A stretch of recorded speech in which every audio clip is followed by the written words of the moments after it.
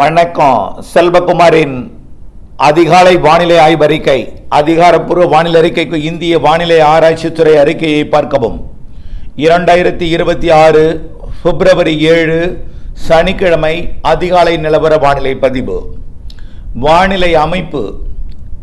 தற்பொழுது நிலநடுக்கோட்டு இந்திய பெருங்கடலில் எந்தவித நிகழ்வும் இல்லை. ஆனால் சுமத்ரா தீவு பகுதியை நோக்கி காற்று சுழற்சி ஒன்று தாய்லாந்து வளைகுடாவின் தெற்கு பகுதியிலிருந்து நகர்ந்து வருகிறது. இது வரக்கூடிய 13, 14 தேதிகளில்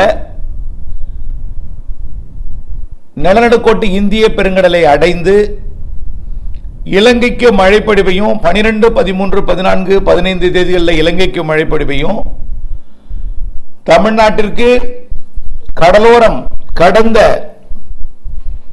அதாவது நேற்று முன்தினம் கொடுத்தது போல ஆங்காங்கே நனைக்கும் மழைப்பொழிவை, ஆனால் அதை விட குறைவாகத்தான் தெரிகிறது. கடந்த முறை கூட கடலூர் வரைக்கும் எட்டியது. இந்த முறை வேதாரண்யம், நாகப்பட்டினம் மாவட்ட பகுதிகள், டெல்டாவின் கடலோர பகுதிகள் மற்றும் தென்கடலோர பகுதிகளில் மட்டும்தான் இந்த மழைப்பொழிவு எட்டும் என்று எதிர்பார்க்கப்படுகிறது.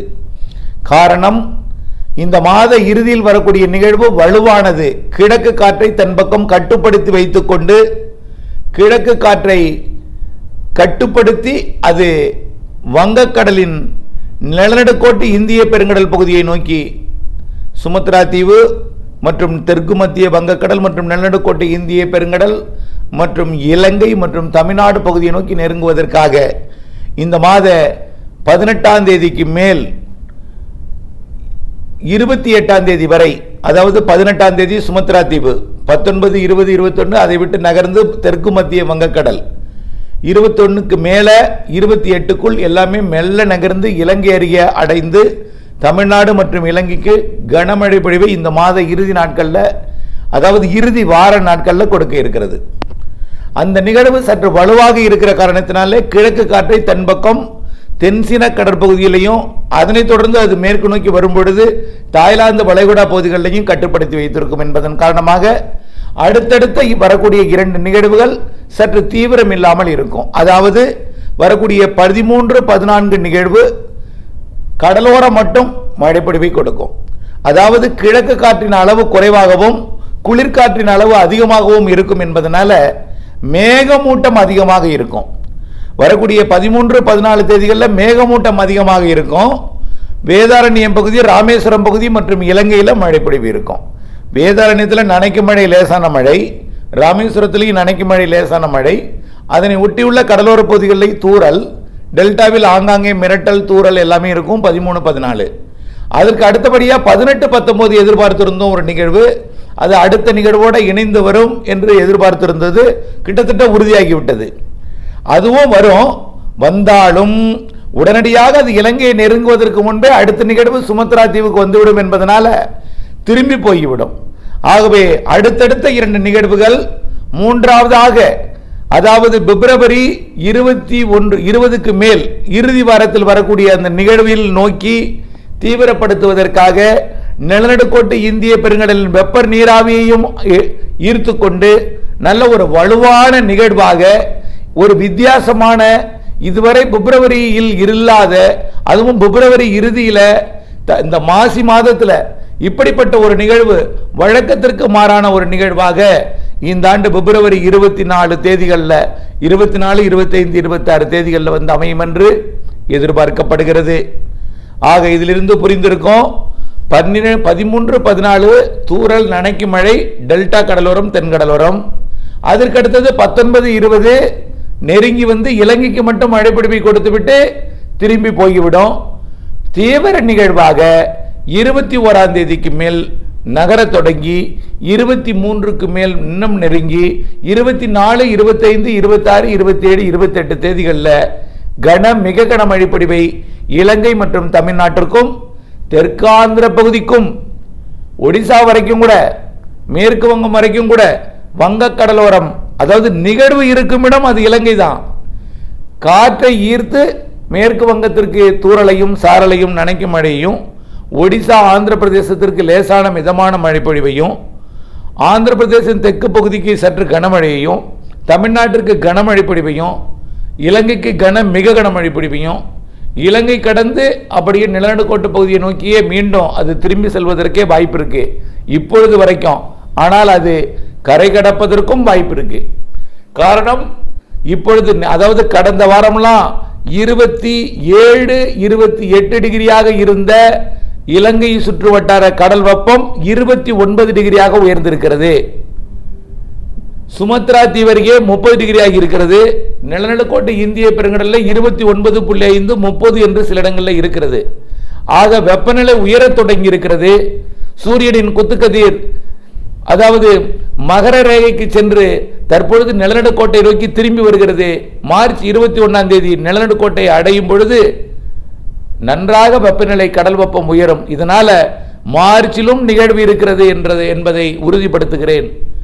ஆக நிகழ்வு கடல் வெப்பம் சாதகம் இல்லாத காரணத்தினால்தான் தமிழ்நாடை நெருங்கவில்லை.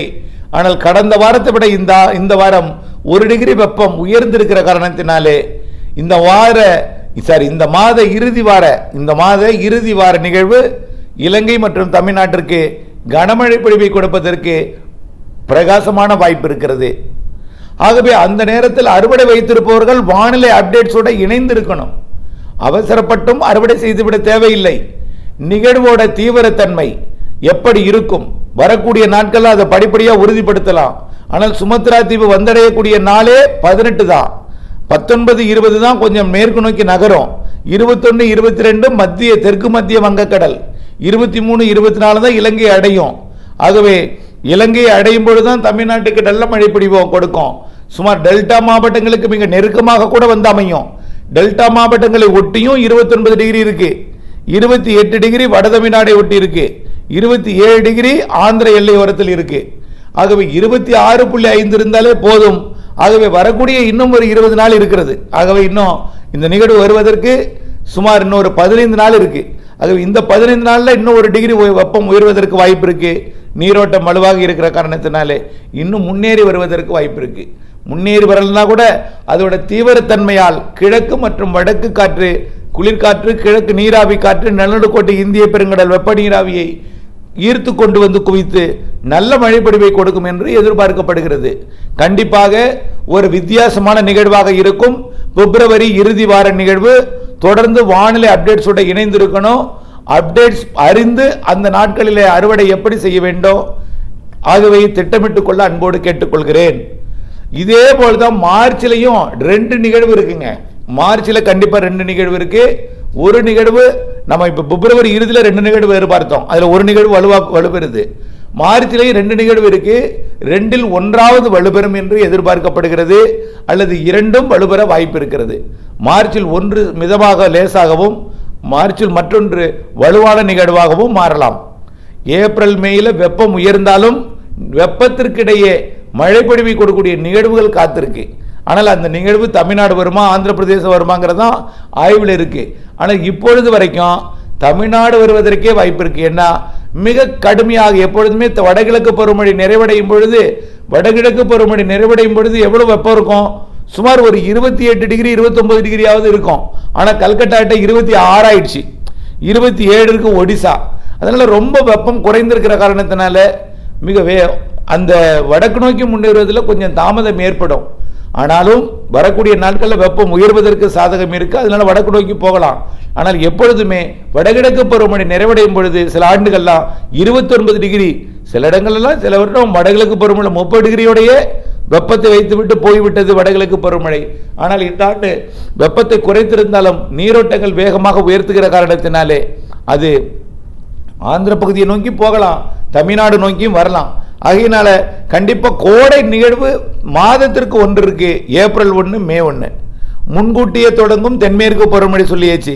காரணம் என்னன்னா இப்பொழுது பார்த்தீங்கன்னா கடல் நீரோட்டம் அரபிக்கடலோட தெற்கு பகுதியில் இருக்கு. அதாவது பாசிட்டிவ் ஐஓடியாக உயர்த்தி கொண்டிருக்கு. நடுநிலை ஐஓடியாக தான் இருந்து இப்போ வரைக்கும் இருக்கு. பாசிட்டிவ் ஐஓடியாக மாறிவிடும் என்று எதிர்பார்க்கப்படுகிறது. அப்படி இருக்கும் பொழுது சுமத்ரா முதல் கன்னியாகுமரி வரைக்கும் உள்ள கடற்பகுதி வெப்பம் உயரும். படிப்படியாக அதோட வெப்பத்தை இணைத்து கொண்டு அரபிக்கடலில் கேரள கர்நாடக கரையோர வெப்பம் உயரும். அதனால தென்மேற்கு பருவமழை தொடங்குவதற்கு முன்பே அரபிக்கடலில் நிகழ்வு இருக்கிறது. அது அப்படியே தென்மேற்கு பருவமழையை தொடக்கிவிடும் மே மாத இறுதியில் என்று எதிர்பார்க்கப்படுகிறது. ஜூன் மாத முதல் வாரத்திலும் தென்மேற்கு பருவமழை வலுத்த மழையாக பொழிந்து கொண்டிருக்கும். இந்த ஆண்டு ஜூன் ஜூலை ஆகஸ்ட் வலுத்த தென்மேற்கு பருவமழை இருக்கு. கடந்த ஆண்டு போல் நினைச்சிங்க.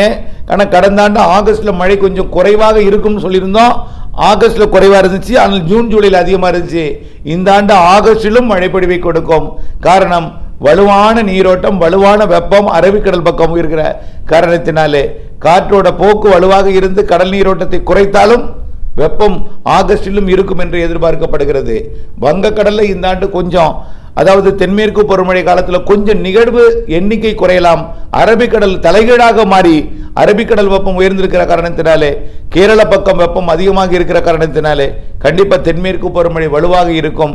அரபிக்கடலை விட வங்கக்கடல் வெப்பம் குறைவாக இருக்கிற காரணத்தினாலே இந்த தெற்கு காற்றோட வேகம் அந்த ஜூன் ஜூலை ஆகஸ்ட்ல இருந்தாலும் அந்த வேகம் என்பது குறைவாக இருக்கும். குறைவாக இருக்கும் பொழுது தென்மேற்கு பருவமழை காலத்தில் தெற்கு காற்றோட வேகம் குறைவாக இருந்தால் என்னாகும், மேற்கிலிருந்து வரக்கூடிய வெப்பச்சலன இடிமழை பொழிவு டெல்டாவின் கடலோரம் வரைக்கும் வந்து கிடைப்பதற்கு வாய்ப்பு இருக்கு. இவையெல்லாம் வானிலை முன்னோட்டம் கண்ணோட்டமாக எடுத்துக்கொண்டு கண்டிப்பாக வரக்கூடிய நாட்களில் மேலும் துல்லியமாக, இவையே பெரிய விரிவாக தான் சொல்லியிருக்கிறோம். இந்த அளவிற்கு ஒரு முன்கூட்டியே வழங்குவது என்பது கடினம் தான். இருந்தாலும் இந்த அளவிற்கு கண்ணோட்டத்தை கூட ஒரு தெளிவான அறிக்கையை கொடுத்திருக்கிறோம். இன்னும் துல்லியமாக வரக்கூடிய நாட்களிலே விரிவான அறிக்கையாக சமர்ப்பிக்கிறேன். இணைந்தே இருங்கள். மீண்டும் ஒரு முறை மழைப்பொழிவை பொறுத்த வரைக்கும் 13, 14 கடலோரம், டெல்டா கடலோரம், தென்கடலோரம், இலங்கை மட்டும்தான். டெல்டாவுக்கு தூறல் மட்டும்தான். மழை என்றால் வலுவான மழையாக வரும். 20ஆம் தேதிக்கு மேல் 28ஆம் தேதிக்குள் 23, 24, 25, 26 அது அமையும் என்று எதிர்பார்க்கப்படுகிறது. மார்ச் ஏப்ரலிலும் நிகழ்வு இருக்கிறது என்பதை தெரியப்படுத்த விரும்புகிறேன். இணைந்தே இருங்கள் அப்டேட்ஸுடன். நன்றி.